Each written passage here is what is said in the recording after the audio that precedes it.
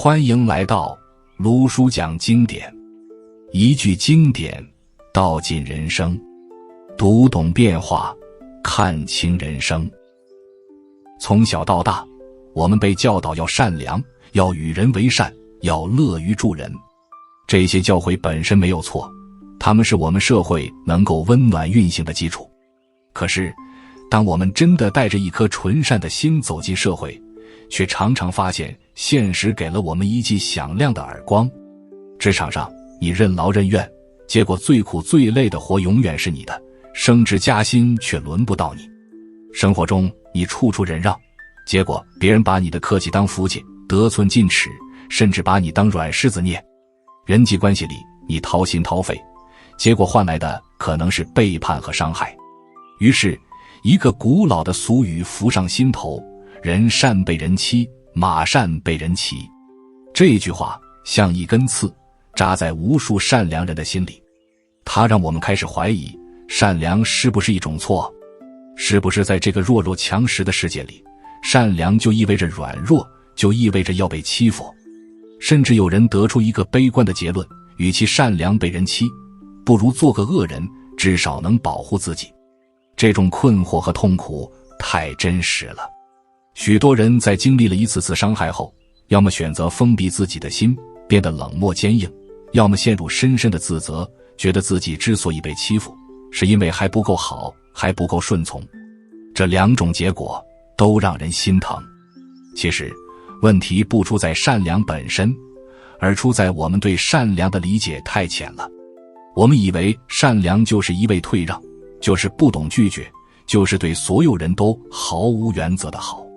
但这样的善良，真的就是善良的全部含义吗？古人对于善的解读，远比我们想象的更深刻，也更有力量。孔子在《论语》里说过一句话：以德报怨，何以报德？以直报怨，以德报德。有人问孔子，用恩德来回报怨恨，怎么样？孔子反问道，那用什么来回报恩德呢？他给出的答案是，用公正正直来回报怨恨，用恩德来回报恩德。这句话里藏着大智慧，他告诉我们，真正的善不是无原则的退让，更不是对恶的纵容。对于善行，我们要用善来回报；对于恶行，我们要用正直和公正来回应。这份直就是善良的底线和锋芒。佛家对于慈悲的理解也同样充满智慧。我们常说佛菩萨慈悲为怀，但很多人不知道，在佛教里，慈悲有两种，一种叫无缘大慈，一种叫同体大悲。同时还有另一种重要的精神，叫做金刚怒目。菩萨低眉，所以慈悲六道；金刚怒目，所以降伏四魔。真正的慈悲既有温柔安抚的一面，也有威严震慑的一面。对于那些扰乱秩序、伤害众生的邪恶力量，金刚的怒目和手中的法器就是最大的慈悲。所以我们今天要探讨的是一种被大多数人遗忘的更高层级的善良。它不是你想象中的软弱的小绵羊，而是一种手里有刀，心中有佛的境界。手里有刀，心中有佛，这句话听起来有些矛盾，甚至让人不安。心中有佛应该是慈悲的，手里怎么可以有刀？刀不是凶器吗？这里的刀当然不是指真正的凶器，而是一个比喻。它指的是我们保护自己、守护底线、对抗邪恶的能力和勇气。它可以是坚定的拒绝，是清晰的原则，是面对不公时挺身而出的力量，是在必要时说不的决断。为什么善良必须带上这把刀？原因很简单，因为没有锋芒的善良是软弱，而软弱往往会成为滋生邪恶的土壤。我们先来看一个生活中常见的例子。一个孩子在学校里被同学欺负，他不敢反抗，也不敢告诉老师，只是一味的忍让和讨好。结果会怎样？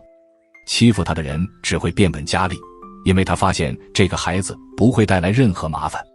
这个孩子的善良在这里没有起到任何正面作用，反而纵容了恶。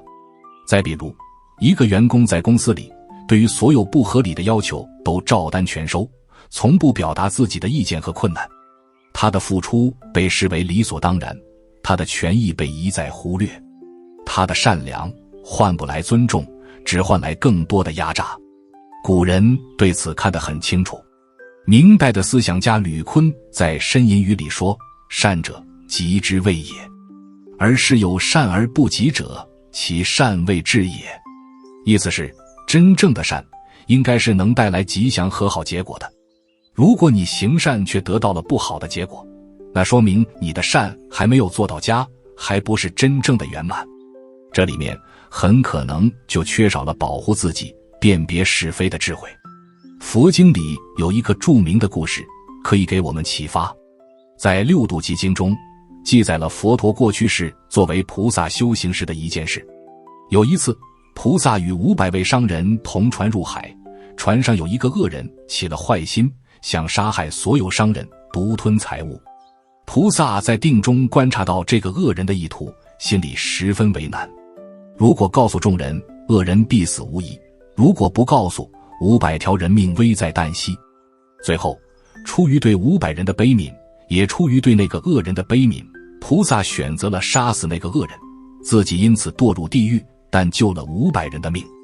这个故事里，菩萨手里有了刀，但心中依然是满满的慈悲。他的杀不是出于嗔恨，而是出于对更多生命的保护，甚至包含了对那个即将造下大恶业的恶人的悲悯。这就是一种极其高深的、充满智慧的善良。所以，真正的善良不是是非不分的糊涂，不是软弱可欺的懦弱。它应该像一棵大树，既能投下清凉的绿荫，滋养树下的小草，也必须有深深的根系和坚实的树干，能在风雨来临时屹立不倒。那些企图来砍伐或伤害他的人，也需要知道，他是有力量保护自己的。明白了善良需要锋芒的道理，下一个问题自然就来了：如何才能练就这种手里有刀、心中有佛的境界？对于我们这些在世俗中修行的普通人，这条路该怎么走？这需要我们在心性和行为上同时下功夫。它不是一朝一夕能成就的，但每一步都值得我们用心去走。首先是心中有佛的功夫，这是根基，是内核。心中有佛，意味着我们的内心要常驻慈悲、智慧与正念。我们要常常关照自己的起心动念，确保我们行为的出发点不是嗔恨，不是自私，不是好斗，而是出于善意，是为了自利利他。这份内心的定力需要靠日常的修持来培养，比如通过静坐、念经、反省，让自己的心渐渐安静下来，渐渐变得柔软而清晰。当内心足够清明时，我们才能分辨什么时候该宽容，什么时候该拿起刀。其次是手里有刀的功夫，这需要我们在世上磨练，学习如何智慧地应对具体的情境。这把刀体现在几个方面：一是建立清晰的底线和原则，你要非常清楚哪些是你的原则，哪些是绝对不能退让的底线。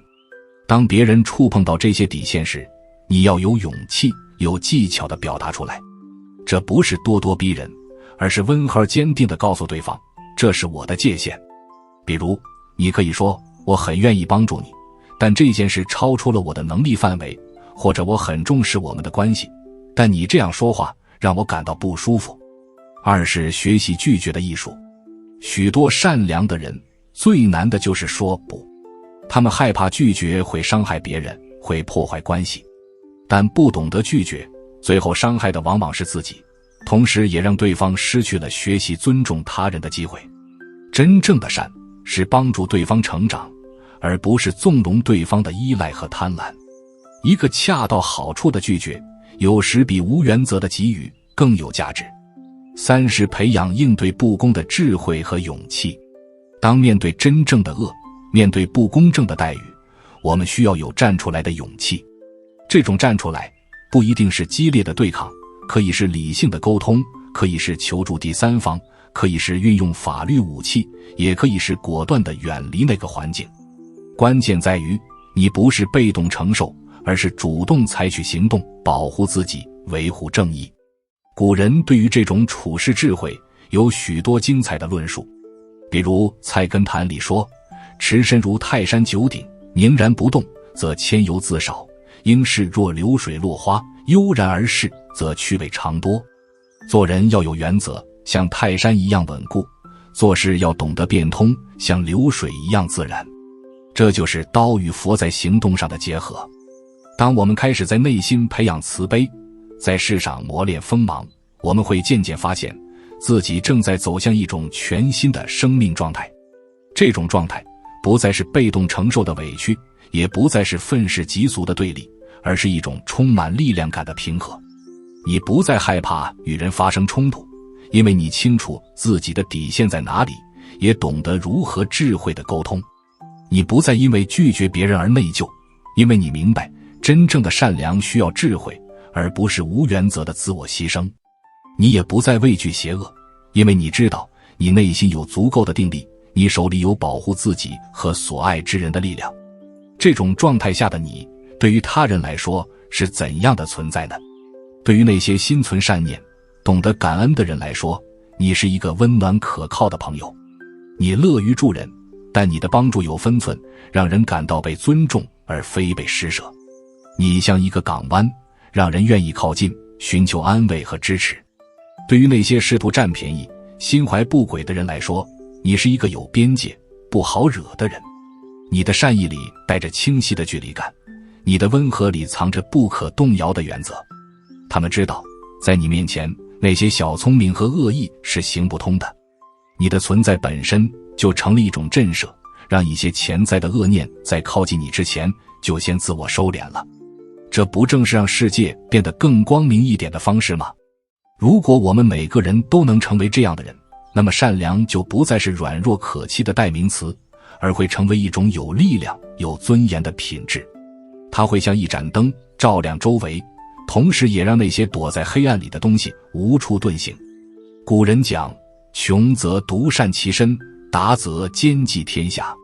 对于我们普通人来说，也许没有能力去改变整个社会，但我们至少可以修炼自己，让自己成为一个手里有刀、心中有佛的人。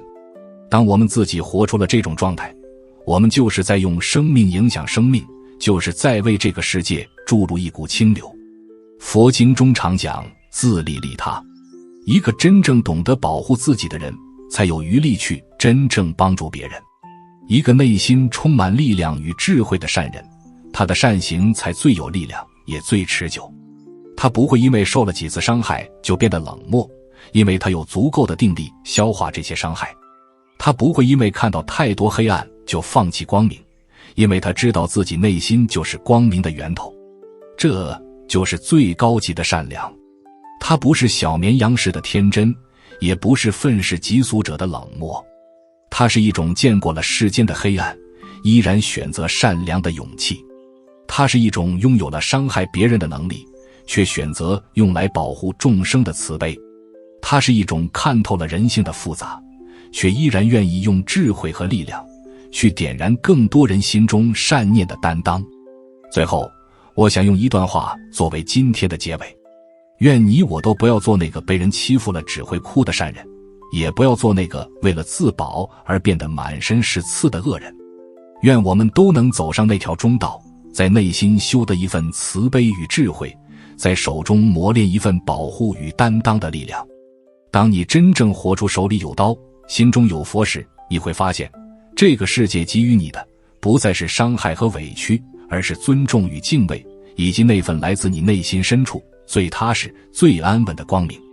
如果你在修炼这份高级善良的路上有过任何故事、困惑或心得，欢迎在评论区留言。你的每一次分享都可能成为照亮他人的一束光。如果这一集对你有所提醒，欢迎订阅卢叔讲经典，并开启小铃铛，让经典的话在你需要的时候再次出现。用经典照见人心，用时间验证智慧。我们下节课再见。